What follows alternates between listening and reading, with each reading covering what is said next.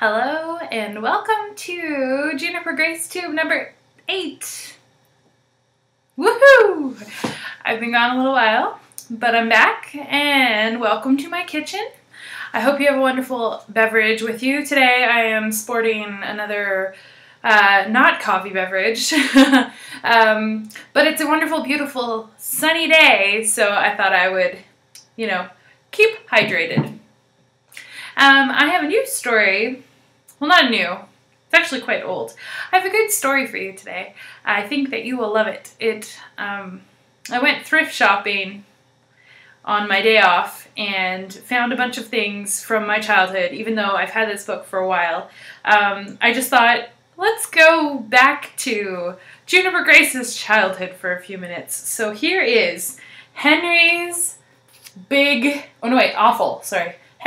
Awful Mistake by Robert Quackenbush. Are you ready? Look at the inside. It's all these ants. That might be a hint as to what I'm about to tell you. Oh, cute, I forgot. This used to belong. I think this is an old book we got at the thrift store, but I've had it for forever and ever. And I think before it was a thrift store book, it was a library book. So it's had a lot of love. Okay. What does this say? I feel like this says something. Hold on. Oh, it's a read aloud and easy reading program original. The day Henry the Duck asked his friend Clara over for supper, he found an ant in the kitchen. Oh no.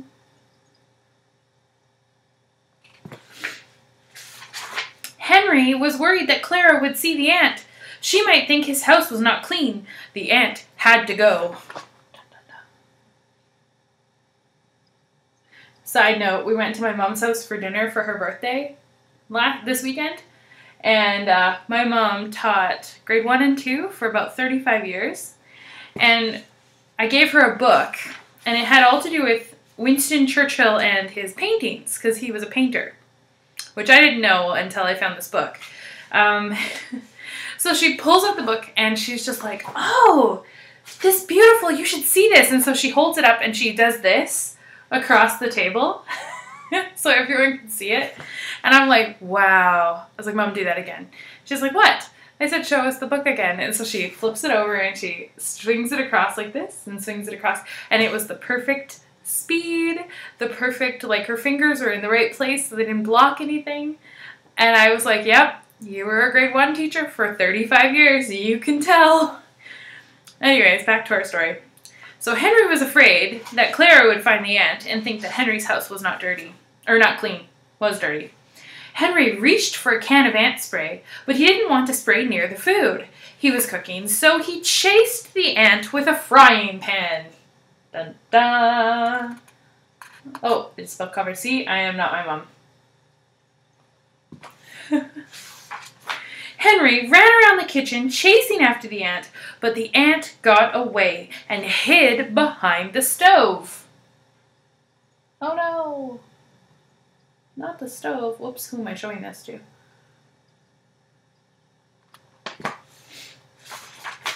Henry took the food he was cooking off the stove, then he shut off the flame and pulled the stove away from the wall. He saw the ant.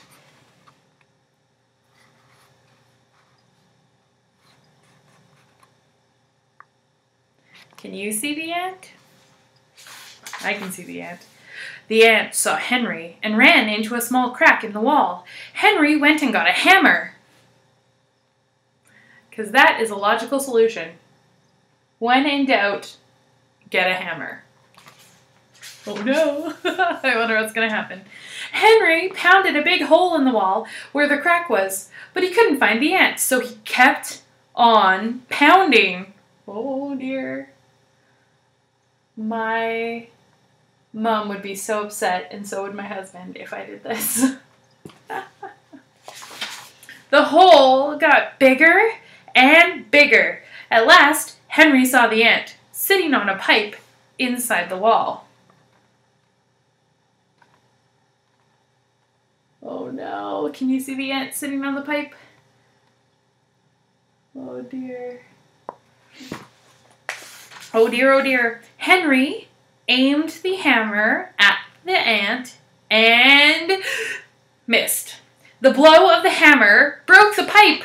Oh no! Way to go, Henry. Way to go. Look at his face. Oh my goodness. Water came shooting out of the pipe. Henry couldn't stop it. Oh no. Well, I guess that's one way to have a bath or a shower, hey? A really expensive way. Henry grabbed a towel, he tied it around the pipe, and the water stopped shooting out. I don't know if that's a good solution there, Henry. I want to have something hanging from my ceiling where I can hang my pots. But Henry hadn't stopped the water. Soon enough, it had sprayed all over the kitchen. Everything was soaking wet except for Clara's supper. Thank goodness. The thing that's blacked out on the page shows the library it used to belong to, and I could just make it out actually. And that's the library of the one of the, not the first school my mom taught at, but the second school that I went to that my mom taught at in Parkland Elementary. And I was there for grade 1 and grade 2. That's where I got this book. Must have been one of those, you know, when the library is clearing out old books and things, you can buy them. So Henry began mopping up the puddles of water. All at once, he slipped and banged against the kitchen table. Everything came crashing down. Henry was covered with pots and pans and food. Oh no. Oh, Henry. Poor guy. That is not fun at all. The supper was ruined. There was nothing Henry could do now but to call Clara and tell her not to come. I hope it wasn't the first date. Aww, look at the bow. I love the bow around the pipe.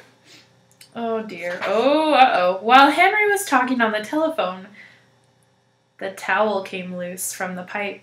The water came shooting out and flooded the whole house. Henry was carried right out the front door by the flood. Oh no. Oh no, oh no. Oh, Henry. What are you doing, buddy? Oh no. There was no going back. Poor Henry's house was washed away by the flood. He saved what he could and moved into a new house. Uh-oh. I'm sorry, but what do you see behind Henry? Oh, no. Do you imagine if that's all it took? One burst pipe? Oh, my. When Henry was settled in his new house, he again asked Clara over for supper. Just as he went to the door to let Clara in, he saw an ant. Oh, no. Oh, my goodness. That is terrible. Oh, that little ant. That little bug. Okay, what's going to happen here? He looked the other way. Smart Henry. Very, very smart Henry. The end. Isn't that a good book? I really like that. What else does it say? Oh, listen to this. Okay, about the author. Some time ago, Robert Quackenbush received a letter from a young reader who was puzzled by his name. Are you really a duck? The letter writer asked. Mr. Quackenbush decided right then and there to write stories about a disaster-prone duck named Henry. The first, Too Many Lollipops, was originally published by parents. Ooh, too many lollipops. Ugh.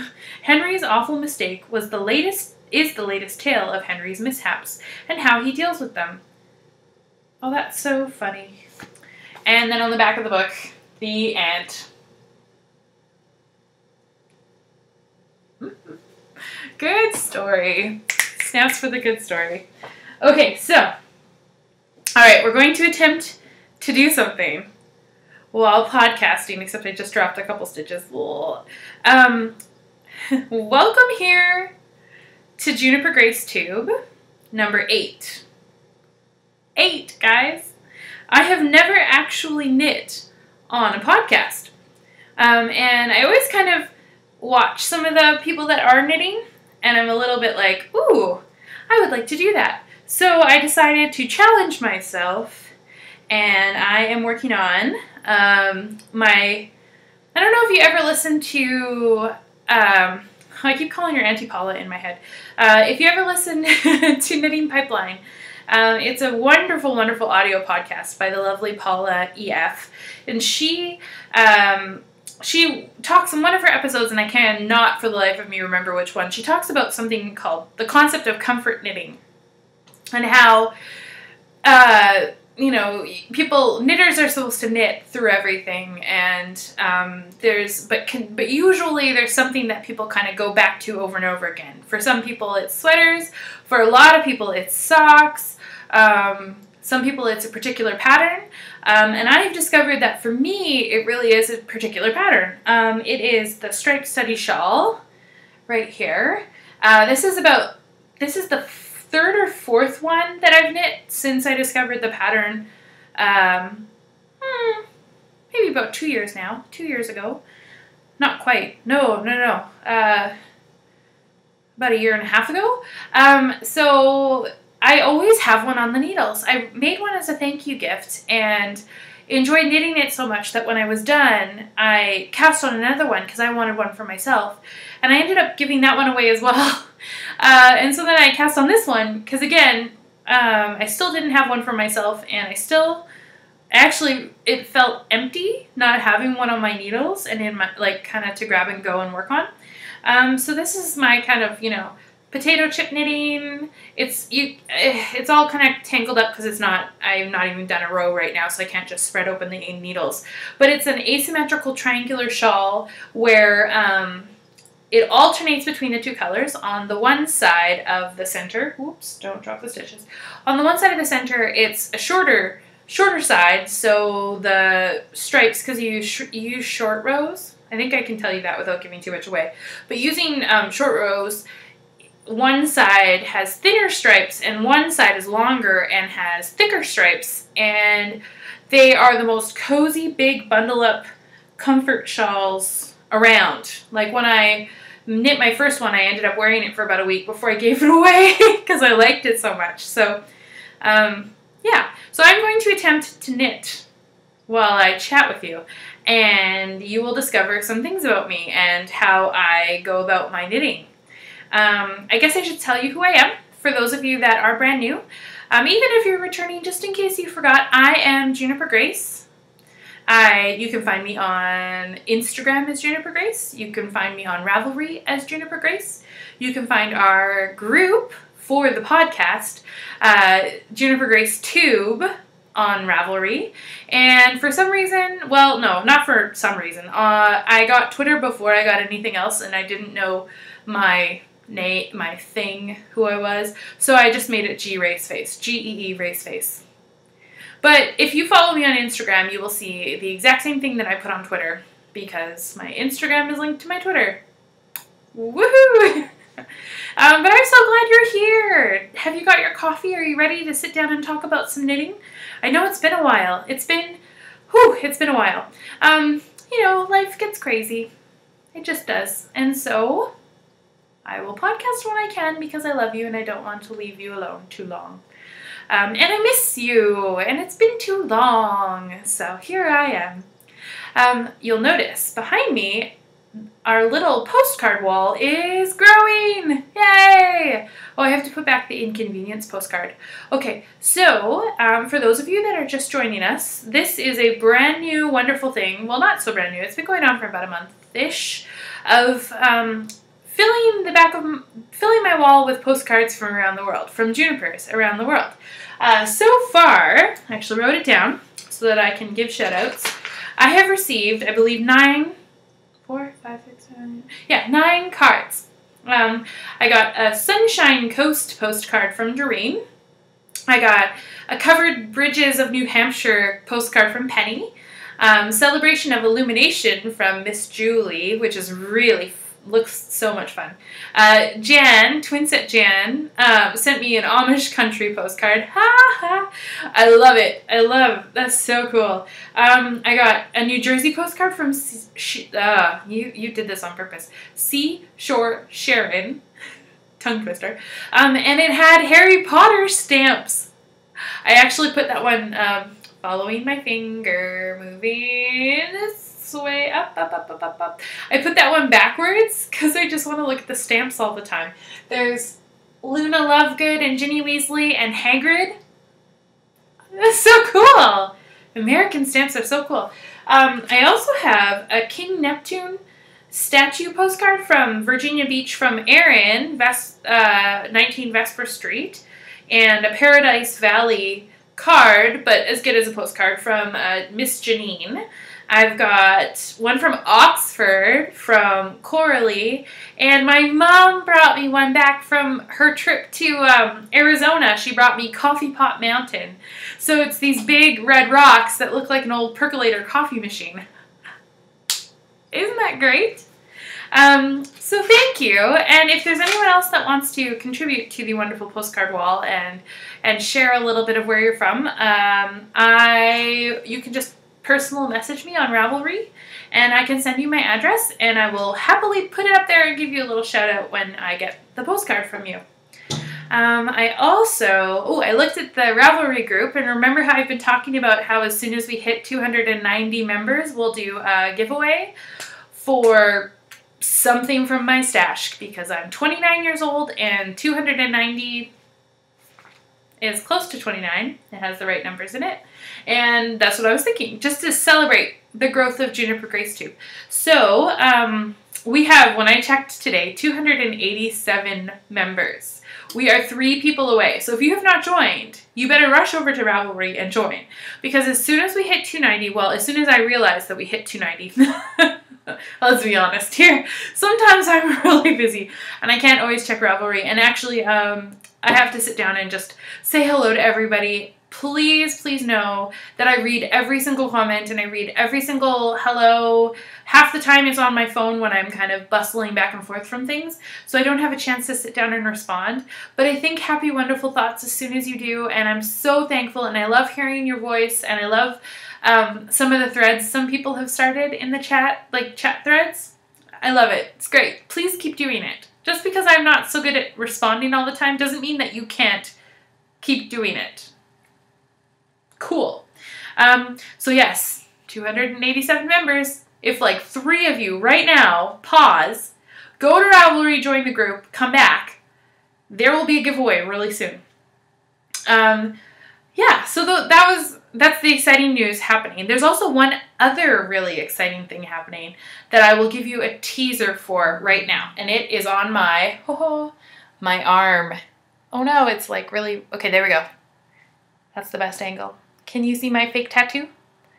Can you see what it is?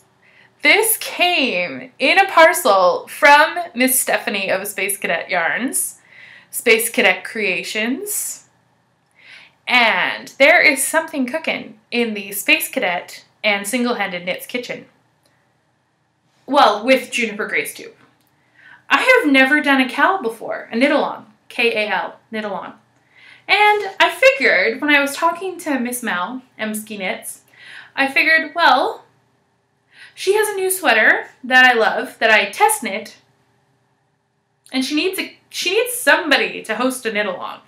And we came up with the idea that, combined with Space Cadet Creations yarn, there's actually going to be a kit of the yarn and the pattern, and me, Junipergracetube, we're gonna do a knit-along in May. Ooh! Okay, I pretty much talked about it now, but I'll talk more about it in a little bit. I'll show you my arm again. Isn't that great? Isn't that great? She sent me fake tattoos. I love fake tattoos. It's because I really want to get a real tattoo, but I'm such a wimp. It's been on my list of things to do before my next birthday for like 4 years. Yep. Okay. So that's really exciting. Okay, so then I wanted to talk a little bit about, wonderful mail goodness. Mail as in M-A-I-L. I've been so blessed recently with some beautiful, beautiful things that have arrived on my doorstep. And, the last podcast I talked about a lot of things that came my way as well. And I just want to make sure that you guys know I'm not trying to just brag. I'm just trying to say thank you. And I really think that it's a really nice thing to say thank you on the podcast, to just show everybody. But I don't want to make anyone feel embarrassed, and I don't want to make anyone roll their eyes and go, oh, Grace got another thing. Most of the things that are sent my way, I ask for, so I'm kind of like, it's not like I just magically, it arrives on my doorstep. I'm like, can you give me things? No, I set up trades, or I set up swaps, and so if you want fun things to come your way, you need to set up some swaps or join in with some swaps, and then things will arrive and you'll feel mail love as well, M-A-I-L, love as well. So I actually remember how I was talking about whales and synchronicity and a little swap with my friend Melody from mandarins.squarespace.com, I believe it is. She's Mandarins on Ravelry, and I think also B Mandarins on Instagram. It came. Melody, it came. I haven't said thank you to her yet because I just wanted to say thank you this way, but I have to message her too. So if I haven't messaged you yet, Melody, just get mad at me and message me back. But it came. I have to send her hers because the yarn that I have for her finally came as well. So let's talk about it. Can I show you it? Do you want to see it? What's that? Yes. Okay, good, because I want to share it with you. So I got a box from Latvia. I am not knitting. I got a box from Latvia. I mean, it like 3 stitches, and then I'll go grab the things. And it was sitting at my doorstep when I came home after a really long day of work, and oh my word. Oh yes, I'm a thrower. I am not a continental knitter. I throw my yarn. It's how my grandma taught me and how I've knit all my life. I can knit continental. I just feel more comfortable throwing my yarn. And by throwing, that means that you toss the yarn over the needle, as opposed to continental when you have your yarn, you hold it in your left hand and you kind of just scoop, I guess, is how I feel or I think of it. Yep. And I'm proud of it. I'm a thrower and I'm proud of it. You know who else is a thrower? Jane Richmond is a thrower. There, I said it. And she can continental knit too, but she's a thrower. There you go. Okay, so to the package.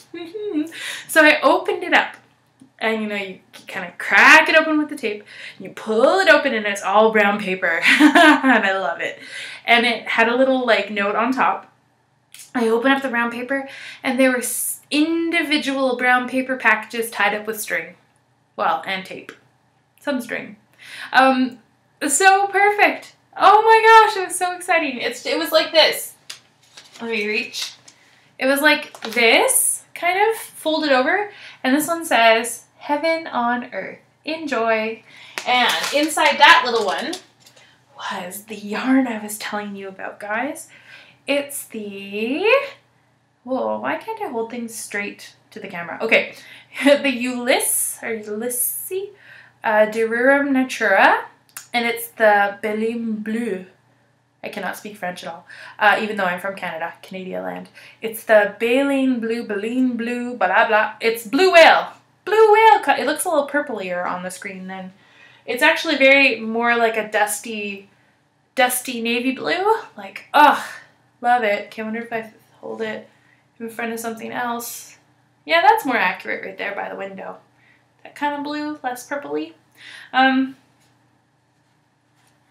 It's so pretty. It's from France, and it's merino wool, and it's still, and there was soap in the package, and so it still smells like the soap. I can't show you the soap which has honeycomb on top. It was natural, awesome soap because it's already in use and I didn't feel like grabbing like cookie, you know, here's the soap I got, it's so nice.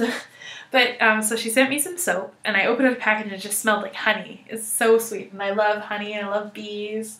So that made me really happy. She sent me some chocolate cherry coffee, which is like right over there. And then she sent me one of her handmade goods. So precious. It's in her little bag. So see, there's her label. No, I'll hold it straight. Make it look good. Mandarins. And it has a little bead, like a wooden, isn't that cute? She has an Etsy shop, by the way. So if you go to her Squarespace, you can find her Etsy shop and she sells these. This is, oh, I love it. She hand dyed the yarn with turmeric. It's got care instructions stamped on it. And I think she calls them tea mats. It's a leaf. It's a leaf. And you put it down and it's got another one of those awesome wooden beads on the end of it. And you put it down on the table and you put your little cup of tea on it. And it's so whimsical and so sweet. And she knit it herself. Isn't that just beautiful? I love that. I love this. Thank you. Oh my gosh, thank you. It's so pretty. It's really, really pretty. So that was a really, really sweet treat. I also received a nice little present from Erin, 19 Vesper Street. She sent me a Hello Kitty Kiss themed, so like Hello Kitty dressed up like Kiss with, you know, like the star on their eye, project bag that she sewed herself. And she also has an Etsy shop. I think it's knittinginbeantown.etsy.com. I will put everything in the show notes. And I can't show it because it's in use and I left it in the car and I'm sorry. But thank you, Erin. I love it. So sweet. Shout out to you too. I love you. And that was a complete surprise. I had no idea that was coming. Although she likes to spoil people anyways, so I'm not terribly surprised that something wonderful came in the mail. Sorry, sorry. I want to make sure it stays up where it's supposed to stay. Be ladylike though. Be cool. Okay. All right. So I'm going to send her yarn, but I decided, because it finally arrived, I ordered some for myself and some for her, so I had to crack open the package, but I decided I wanted to send it the way that Quince & Company packages. So like if she had ordered from them, this is how she would get it, because this is exactly how it came to me. And they always send a little postcard. And they say, thanks, Grace. But they would say, thanks, Melody, but they said, thanks, Grace, because I ordered the yarn. And I met the person who puts together the packages when I was in Maine. This is my tiny mini Maine moment. When I was at the Saco River Dye Works, where they dye and house and I guess ship from basically kind of headquarters of Quince & Company, I met the girl that goes along, like after you submit your order, she goes down the rows and she picks up the yarn and then she sends it to you, like this. And so if you've never ordered from Quince & Company, it doesn't come quite like this, like it comes in another package, like a regular mailing bag thing, but then once you open it up, it's a brown paper bag with their wonderful Quince & Company sticker on it, and you crack it open. Now, Melody, if you don't want to know what your yarn looks like, look away for just a minute, okay? Because I have two things that I'm going to send her. I'm just going to peek it out of the bag. Okay, I gotta put it away. I'm going to leave it for her to share the rest of it, but just so she knows, it's coming. I'm sorry, it's late. It's later than yours. I didn't know you were sending yours until you were sending it. And then it was like, oh, I haven't even ordered yours. Oh my goodness. So I have it all packaged up so that it can arrive to her, you know, almost as if she ordered from Quince & Company. So she gets to have the experience, with a few extra goodies, of course, which I will not share because they're special. So she can share if she wants to share. Yeah, so that was really fun. Oh, and the reason I don't knit while I'm podcasting is because I'm always using my hands. Figured it out. Well, so much for that. Okay. So, oh, it doesn't want to stay closed now. Oh dear. What did I do? Okay. I'll just let it pop open and leave it alone. So that's exciting. Isn't that exciting? I don't know. I'm excited about it. I think it'll be fun. I wish I had all the time and all the money in the entire world to do that for everybody. Maybe at some point, if you guys ever want to exchange mail, you can message me. I don't know how many, I don't know. I don't want to open it up to too much craziness, but, you know, I'm always willing and I'm always open and it's really fun. And I think mail is just such a wonderful thing. Snail mail. M-A-I-L. I have another thing to share that someone brought me today. Or not today, 2 weeks ago. One of my girlfriends at the bank, someone I work with, one of my coworkers, she just got married in November, but because her husband was still in school, they had to wait until the February reading break to go on their honeymoon. And they decided to go to Paris. Now, from working at Starbucks for years and years and years, I knew, or I've known, that Paris not only has the big, you know how I have the little collection of Starbucks mugs? They not only have the big city mugs, like the mugs that are from the specific city and they have drawings on them and the name of the city on them. They also have these little tiny demi-tasse cups, half a cup, demi-tasse cups. And she brought me back from Paris. Look, the Eiffel Tower. But see, if I hold it back, do you see they're teeny tiny little? This one is, wait, what's on the back? Looks like France, or the city of Paris, I guess, is on the back. And then there's one from France, and it's got a castle on it. It's basically like if they took the old city mugs and just shrunk them to miniature size. Now, word on the street is they actually have these little ones. They're 3 ounces. They're so tiny and little and perfect for espresso. Very Parisian. Word on the street is they've got these in Australia too. I want those. No, I don't have the gimmies. Yes, I do. Maybe I don't. No, I shouldn't have the gimmies. It's just cool. I think it's so cool. And it's just a fun little collection. Oh, I can pick up my knitting. So I just wanted to share that with you because it's really fun. Okay, so today while I was out and about, plus this, this kind of past couple of weeks, life has been a bit crazy. It's been busy. It's been wonderful. It's been a little stressful. It's been exciting. I recently came into a bit of an inheritance, and I'm debt-free. Not a huge inheritance, just enough to cover my debts. And it feels like literally a mountain has been lifted from my shoulders. And I just want to scream like, I am debt-free. And so it's been so exciting. I guess it's been this cool thing that, a gift that my uncle left for me to give me another chance. Like I think it's really easy when you're young, or not even young, anytime, it's really easy to get caught up in debt. And it's terrible and it's such a burden and so exhausting. And then all of a sudden, I was really lucky. Some people I worked really hard to try to pay it down, and then my uncle made it so that I could just wipe it away, and it's a new lease on life. It's so exciting, and all of a sudden I have this just desire, and I think it coincides with the fact that spring is coming to the island. Like the sun is shining, the cherry trees are starting to blossom. I bought a hanging basket of pansies and to hang below the bird feeder, and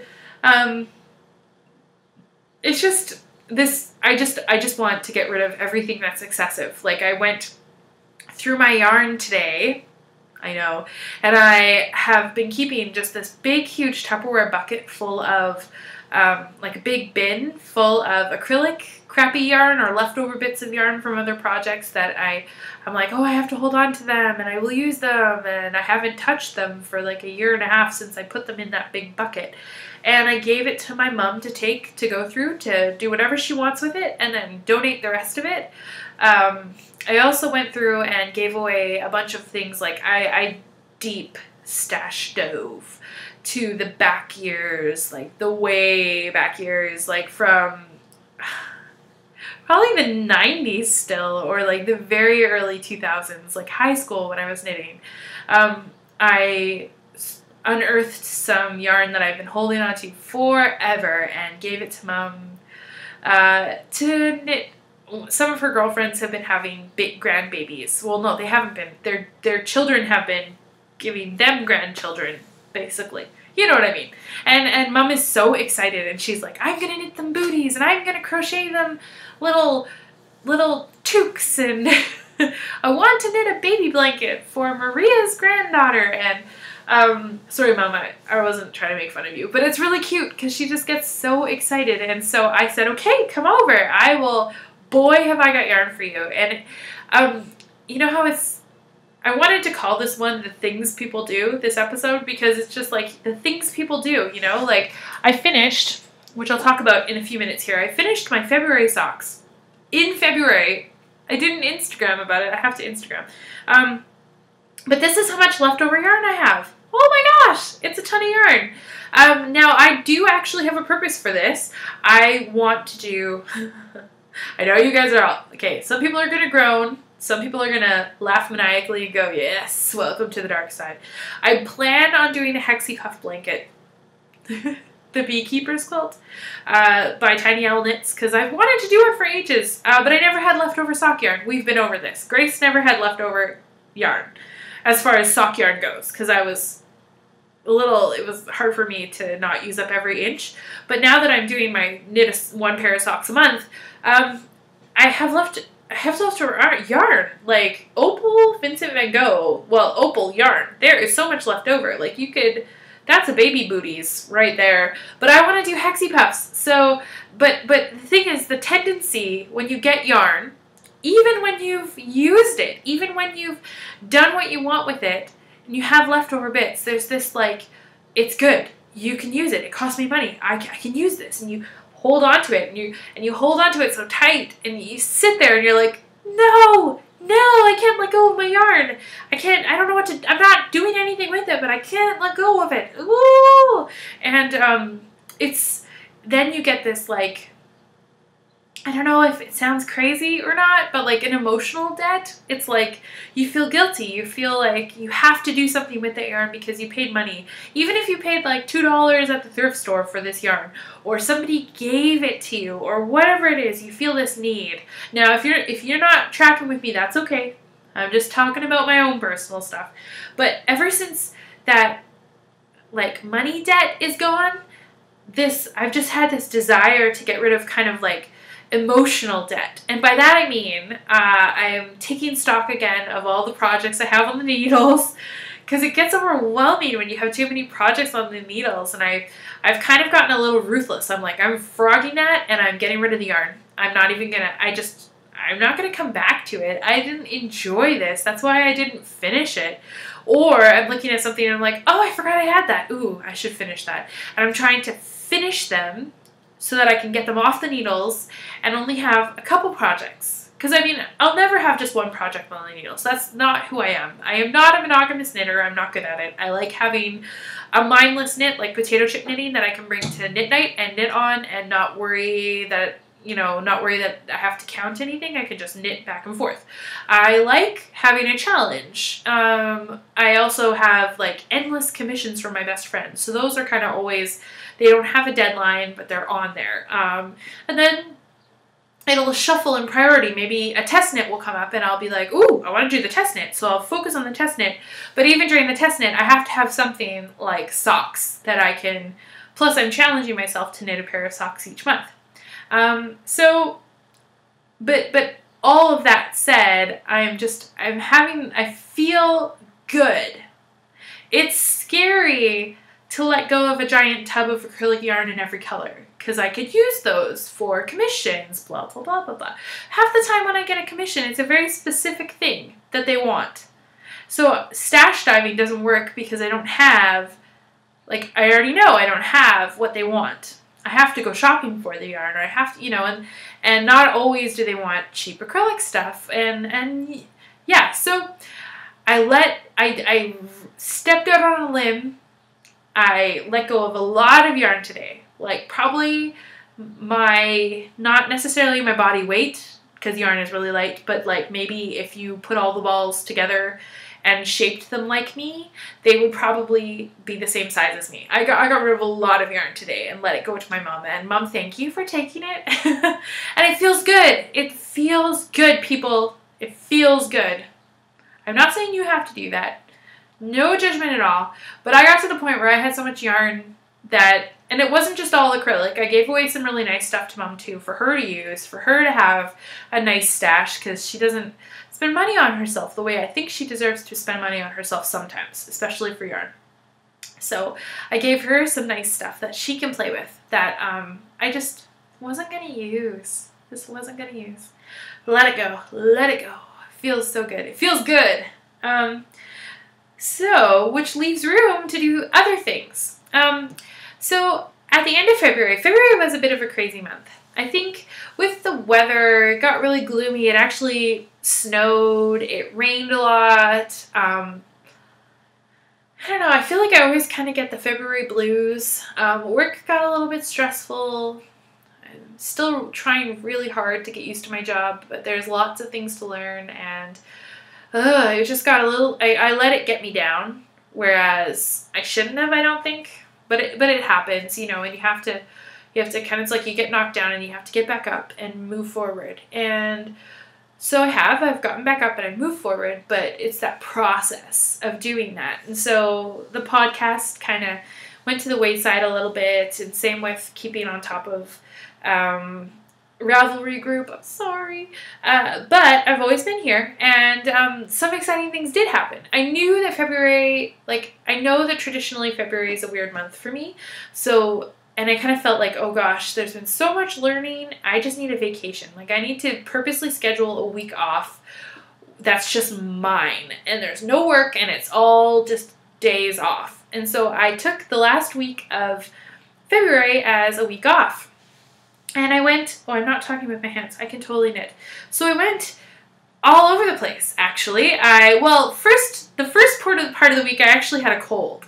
So that wasn't exactly ideal, but I think it was my body going, geez Louise, slow down. Or like, geez Grace, slow down. So I had a cold, but that's okay. It was fine. I watched TV and just relaxed and just totally took a break.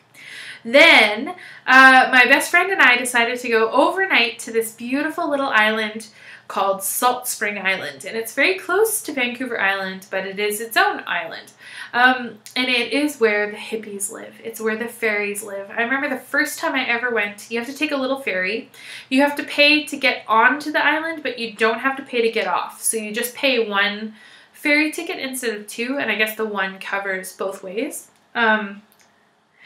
But I remember the first time we drove off the ferry in Salt Spring Island, it was like green, but not just green, it was like all different colors everywhere, and wilderness, and like magical little bushes and ferns and tall trees, and then little shacks and tiny little houses that are old or painted bright colors, or like, seriously, it's like, sorry, I'm stuttering because it's so hard to describe. It's as if really fairies could be there. Like, they could exist and pop out at any moment.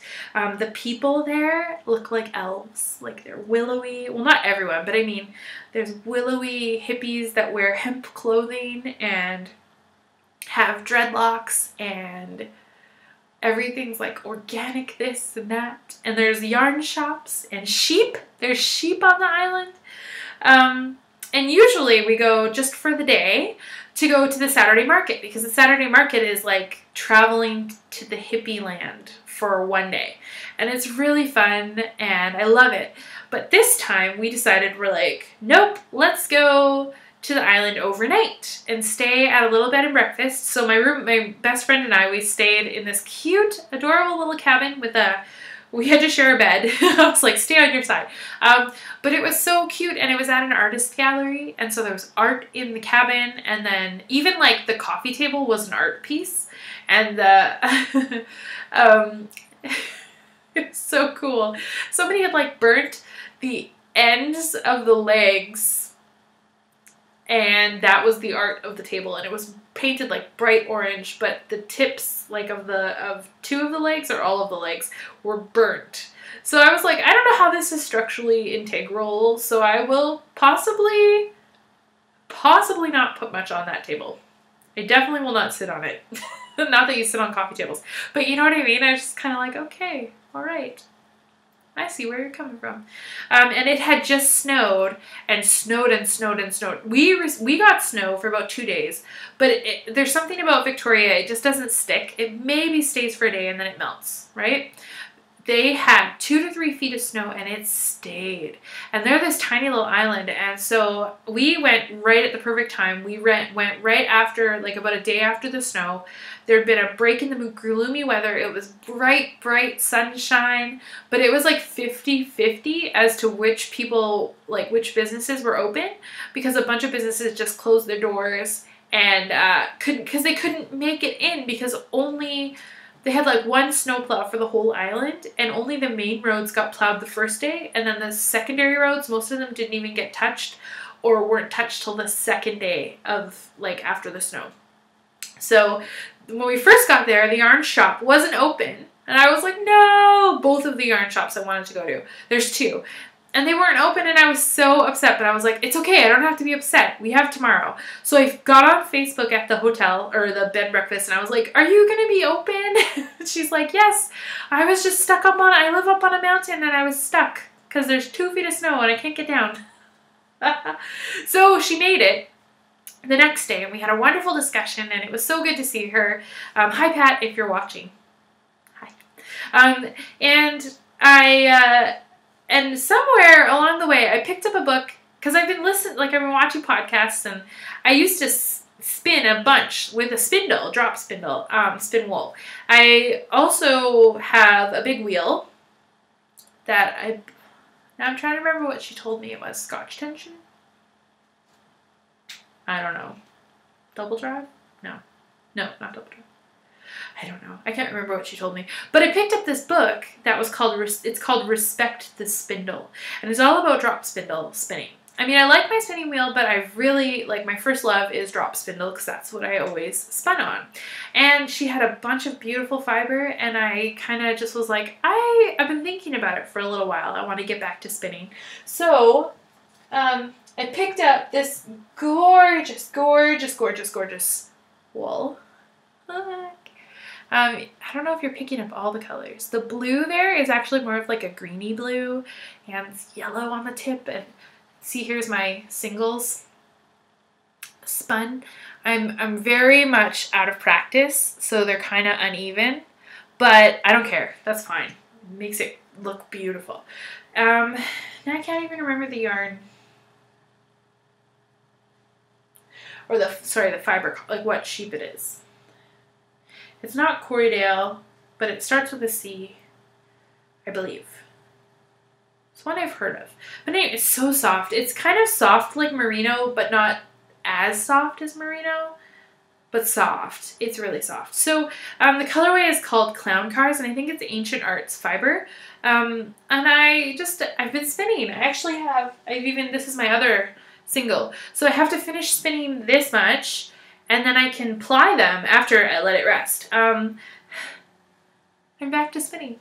But so then I went to the other yarn shop. Well, and I picked up some yarn too, because I was like, well, I'm coming all the way over here. I'm totally going to support my local yarn shop. I love her. The yarn shop, the first one's called Elderberry Yarns, and it's on Salt Spring Island. So if you ever come to Salt Spring Island, you have to go visit Elderberry Yarns, because she's great. Pat is the sweetest lady, and the stuff she's got is amazing, and the knowledge she has is fantastic.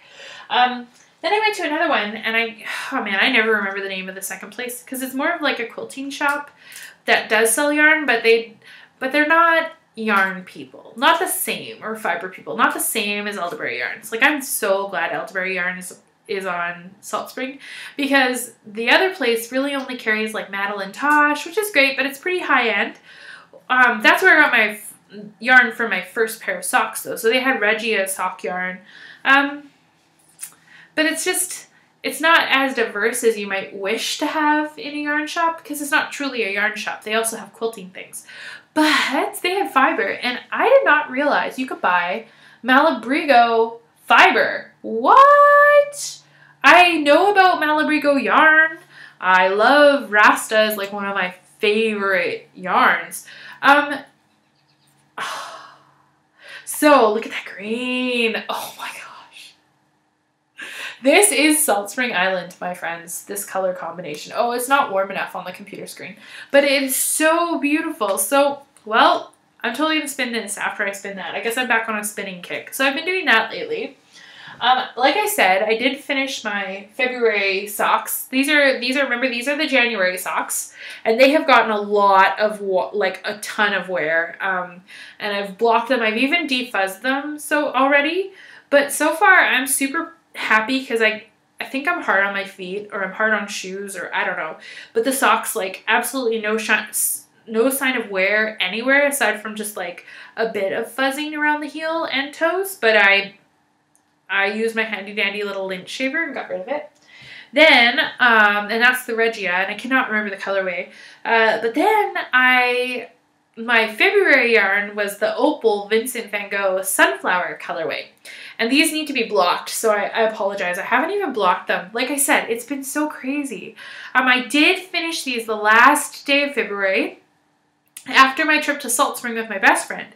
Over that weekend, so like at the end of my week off, I finished it by going to Vancouver to watch a Vancouver Canucks game. It wasn't the big Heritage Classic game, but the game before. They lost. They're not doing so good right now.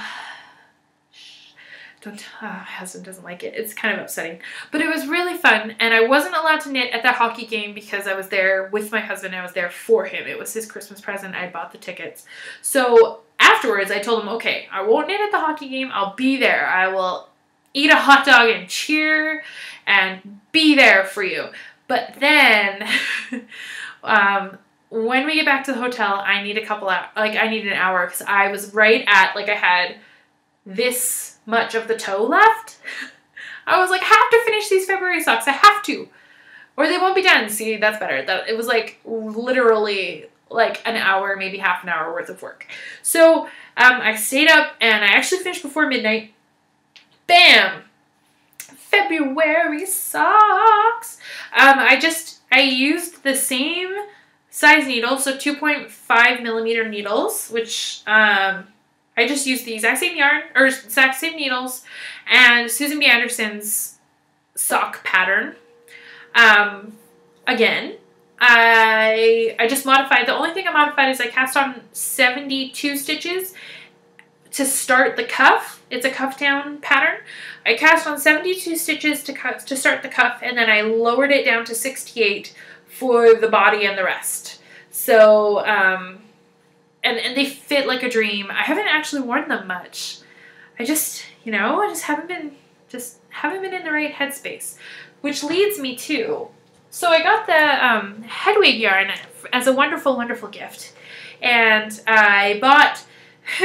I was out at one of my favorite yarn shops, and what I thought said 2.5 millimeters was actually US size 2.5, but they're the carbon, like the square one, not carbon, cubics, whatever they are. They're wooden. They're by Knitter's Pride, I believe, but they're square needles, and that's what I wanted to try, and I thought I'd grabbed the perfect size for sock knitting. Nope. They are definitely 3 millimeter, but I knit this far already. Look, it looks like a couch and sweater, which is like, oh, so cool. That couch and sweaters actually originate near where I live now, in the Cowichan Valley. And so it looks like a couch and sweater. I love this yarn. But then I'm like, oh, is it too loose? It's big. I would have to definitely decrease. But I'm really enjoying knitting it. I'm kind of afraid, I'm like, if it's too loose, is it going to wear out faster? Am I going to use up all the yarn? But it's opal yarn. It's the opal Harry Potter Hedwig. Oops, upside down. Hedwig. It's so pretty. But then if you go with the old adage, like, if you enjoy the knit, then why don't you keep, like, go for it. If you're having fun, isn't that the point of knitting? So I might, I don't know, because it's pretty, ooh, I don't know, I'll decrease. I think I'll knit a little bit more, but they're really loose. I gotta figure that out. Maybe I'll start a chat thread. Or no, in the chitter chatter for this group, let's discuss. I need some points. Pat from Elderberry Yarns, she actually told me, she's like, well, why don't you just use it as an experiment? Because the whole point of this like knit 12 pairs of socks is to gain experience in knitting socks. So why don't you try a pair of like looser socks? But this yarn feels like it's too important to be an experiment. Does that make sense? Okay, then, but that doesn't really count as my March sock because it wasn't in my mystery bag. It was something I received in the mail. So I went ahead and popped open the bag. I haven't even cast on yet, but I found my yarn. This is from the Maine retreat. I have not even knit anything from Maine yet. Oy vey. This is the first yarn I bought from the Knitwit yarn shop. Actually, first yarn I bought on the trip. It is Quinns & Company Finch in the Lichen colorway. It's their fingering. It is 100% wool. So, I know socks, typically you want like a nylon content.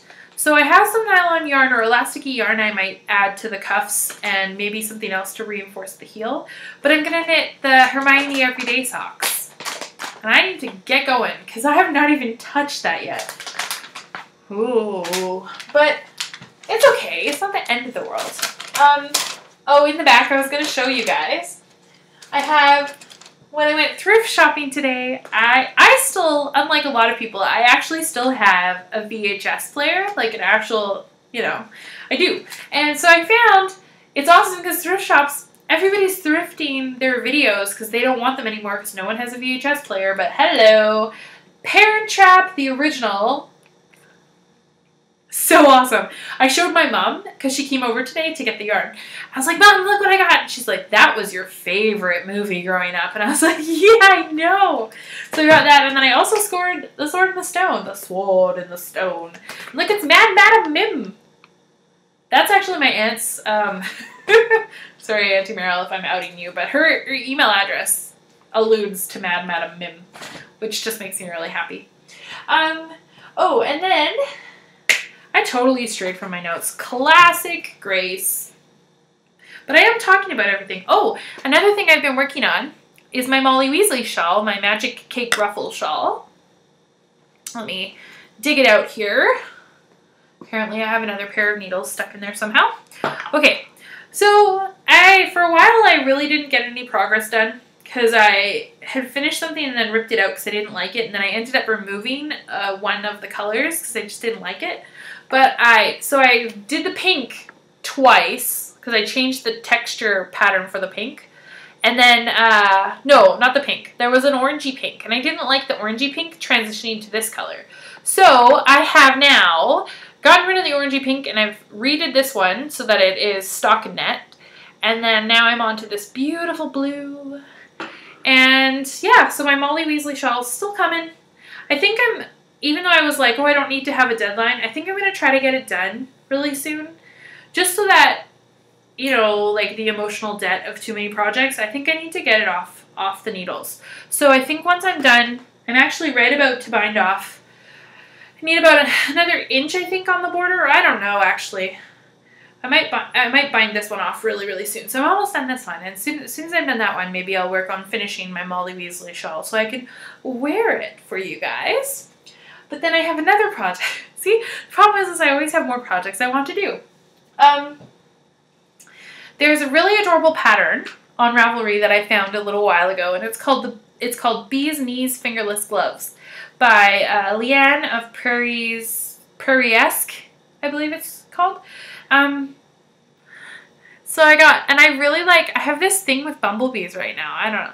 I go through phases. I like whales. I like nature, but I really like whales, and I guess I really, really, really like bumblebees, even though they scare me to death. Like a real honest-to-goodness bumblebee, I would probably run screaming from, but just like the art of, I know, what's wrong with me? I really like honey, but yeah, so, and the art, I love bumblebees on things, and so the idea is, this is a free pattern, it's a free Ravelry download, and I got cute little Rowan fine tweed balls, one in the colorway of, oh man, I can't pronounce these, Leyburn, it's a beautiful kind of yellowy color, focus, there you go, and then this one is Pendle, and you can bear, like, it's harder to get it to focus, but it's black, and I think it's all about the stripes for the little fingerless mittens, but I thought that'd be so cute, and we're going into spring, and it's kind of, and I love bumblebees, so I need to knit these before I kind of get out of my bumblebee phase, because I want to be able to wear them. The pattern has it knit in Malabrigo, I believe, but I couldn't find any at my local yarn shop, so I got Rowan fine tweed, because I already had, well, I'm using Stash, because I already had this one that I wasn't doing anything with, so I got the black to go, and I'll do the stripy mittens. Good job, Grace. Brilliant. So, yeah, that's what's going on. Oh, and then circling back to Miss Space Cadet Creations, Mel and Stephanie have partnered up to work on Mel's Hana Ho. And Stephanie has been dyeing the most beautiful red, shades of red, but I mean, there's all kinds of colors that you can knit this in. I actually really want to do mine in one of her red colors. Now, I can't remember what it's called. It's something like, oh no you don't, or oh no you didn't, or that could be totally wrong. I'm sorry, Stephanie, if I'm butchering it. But if you want to see a picture of what Mel's been working on, because she's been knitting a red one, red Hana Ho, you can look at Space Cadet Creations on Twitter or Instagram, I believe. She has a blog. Go look at her yarn. She has temporary tattoos, and that's her logo. Like, how freaking cute. Oh, I keep putting it right not in the middle. It's a little alien. It's a little space cadet. I seriously love this. It makes me so happy. But we're going to have a knit-along.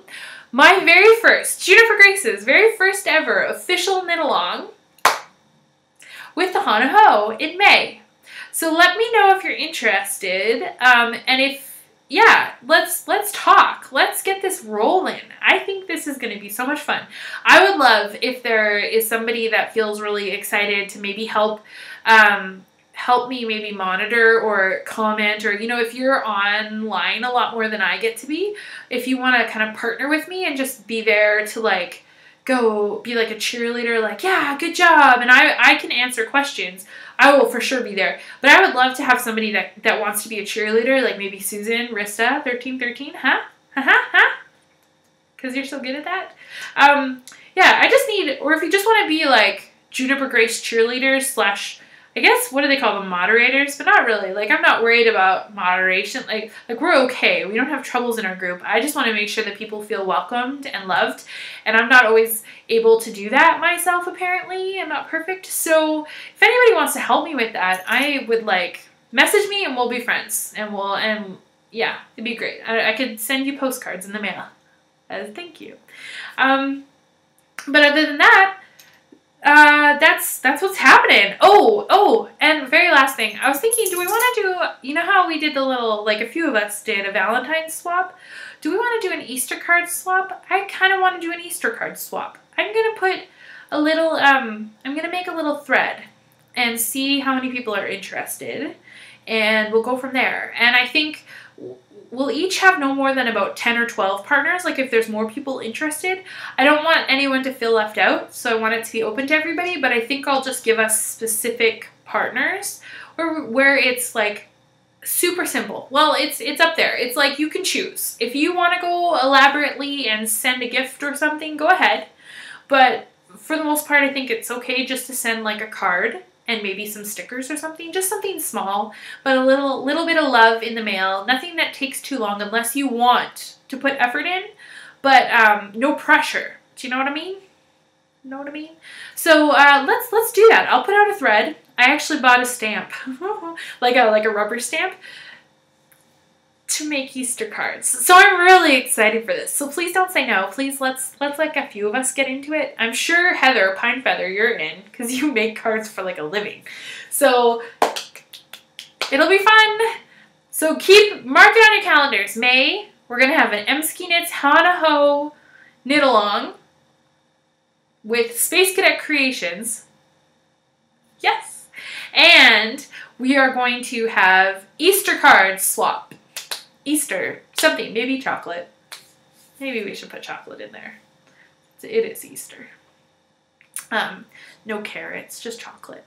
Yeah, so that's it. That's all. Okay, all right. Well, I hope that you have had a really fun time catching back up with me. I know it's been a little while.